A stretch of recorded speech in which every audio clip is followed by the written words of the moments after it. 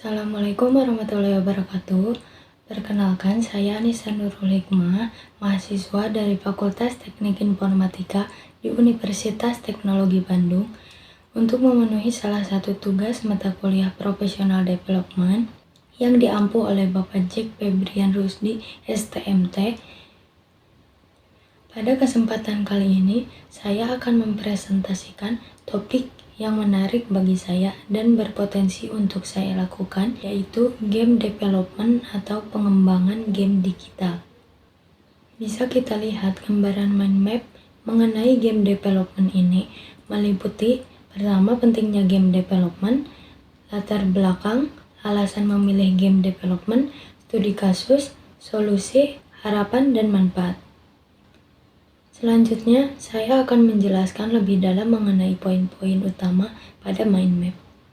Alasan saya memilih topik ini karena saya tertarik dengan gabungan antara logika pemrograman, desain visual, dan storytelling yang ada dalam game. Game bisa menjadi alat komunikasi yang sangat kuat dan menyenangkan. Selain itu, saya ingin membuat game yang bukan hanya seru dimainkan, tetapi bisa menyampaikan pesan sosial, budaya, teknologi, hingga edukatif dengan cara yang menyenangkan, sehingga menjadikan produk lokal dengan kualitas global agar berpotensi untuk terus dikembangkan. Game development merupakan bagian penting dari industri kreatif yang terus berkembang secara pesat. Di dunia saat ini, game tidak hanya dianggap sebagai sarana hiburan semata, tetapi juga sebagai media yang multifungsi dan terlihat dari kontribusi terhadap penciptaan lapangan kerja. Dalam proses pengembangannya, dibutuhkan banyak profesi, mulai dari programmer, artis, animator, penulis cerita, hingga pengisi suara dan komposer musik. Ini membuka peluang yang sangat besar bagi anak muda, khususnya yang memiliki minat di dunia teknologi dan seni. Perkembangan di dunia game yang menjadi wadah eksplorasi teknologi canggih juga mendorong inovasi dalam bidang grafis komputer, kecerdasan buatan, hingga virtual reality. Game mampu menyampaikan narasi yang kuat, nilai-nilai lokal, dan warisan budaya kepada audiens global. Melalui game, kita bisa mengenalkan cerita rakyat, sejarah, dan identitas bangsa kepada dunia. Di industri game, dengan pertumbuhannya yang cepat di dunia, membuat banyak anak muda yang tidak hanya bermain, tapi juga belajar membuat game. Game tidak lagi hanya dianggap sebagai hiburan semata. Perkembangannya kini meluas ke dunia pendidikan, psikologi, budaya, dan bahkan ekonomi digital. Hal ini sejalan dengan meningkatnya jumlah pengguna perangkat mobile dan internet di Indonesia, termasuk di kalangan anak-anak. Di tengah tantangan digitalisasi dan rendahnya minat baca anak-anak, mereka lebih responsif terhadap media digital dibandingkan buku dan pembelajaran konvensional. Sayangnya, banyak daerah masih kesulitan mendapat fasilitas belajar yang menarik. Hadirnya edugame atau game edukatif menjadi jawaban atas kebutuhan belajar yang menyenangkan dan adaptif. Sebagai contoh nyata, saya mengambil studi kasus dari developer lokal ternama, yaitu Eduka Studio, yang merupakan salah satu pelopor dalam industri game edukatif di Indonesia, yang berdiri sejak tahun 2012. Mereka berfokus mengembangkan game anak berbasis pembelajaran lokal.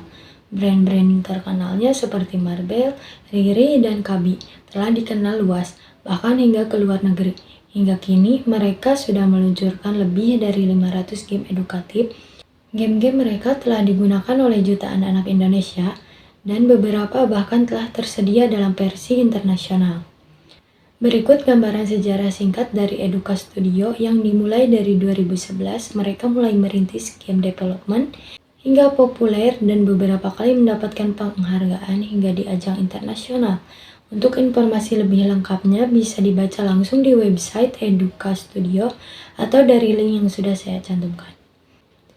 Ini salah satu game Eduka Studio yang mencakup berbagai tema penting dalam pendidikan. Mereka juga mengenalkan budaya Indonesia melalui cerita rakyat dari kisah pahlawan, sehingga anak bisa belajar sekaligus mengenal identitas bangsa. Permasalahan seperti anak bosan belajar atau kurang akses materi bisa diatasi lewat game digital. Eduka Studio menggunakan pendekatan visual, suara, animasi, dan kuis interaktif agar anak tetap semangat belajar. Selain itu, Tidak semua daerah memiliki fasilitas belajar yang memadai. Dengan game digital, mereka menyediakan alternatif belajar yang bisa diakses dari rumah dan tetap menyenangkan. Solusi ini menjawab kebutuhan zaman sekarang, di mana anak-anak cenderung tertarik pada media digital dan orang tua maupun guru membutuhkan sarana bantu mengajar yang sesuai zaman.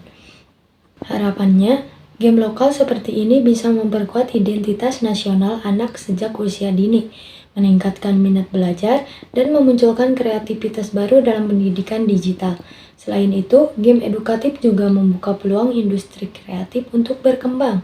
Melalui konten lokal, Eduka Studio bisa jadi inspirasi bagi pengembang lain untuk membuat produk kreatif yang mendidik. Selain itu, semoga edukasi bisa lebih merata dan menyenangkan di masa depan. Adapun manfaat dari pengembangan game edukatif ini bisa dirasakan. Pertama, bagi individu, terutama anak-anak, game dapat meningkatkan daya pikir, keterampilan motorik, dan nilai-nilai karakter positif, meningkatkan kreativitas dan fokus, serta membentuk kebiasaan belajar mandiri dengan cara yang menyenangkan. Kedua, bagi industri, game bisa membuka pasar baru di bidang teknologi pendidikan yang kompetitif dan berkelanjutan, mendorong tumbuhnya startup edutech lokal, dan menunjukkan bahwa produk buatan Indonesia bisa sukses dan mendunia. Ketiga, bagi masyarakat, game lokal bisa membantu menyediakan akses pembelajaran murah dan merata, bahkan di daerah yang sulit dijangkau guru, mendukung program pemerintahan dalam transformasi pendidikan digital, serta menjadi bagian dari solusi literasi digital di Indonesia.